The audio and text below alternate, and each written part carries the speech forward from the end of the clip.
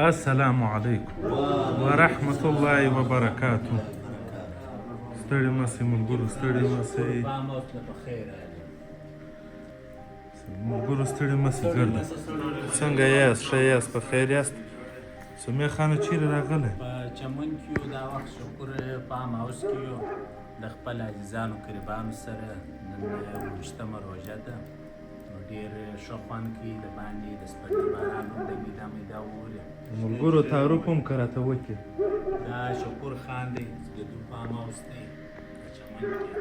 بیا په سم باندې عبدالطیف ازاد دی، مشهور سوشل میډیا اکټیویسټ. بیا دغه دی عبدالشکور خان دی، خان بیا دغه بعد مهربان دی، بیا محمد جان دی، بیا دغه بعد د نور ملګري دي ښه وښکاره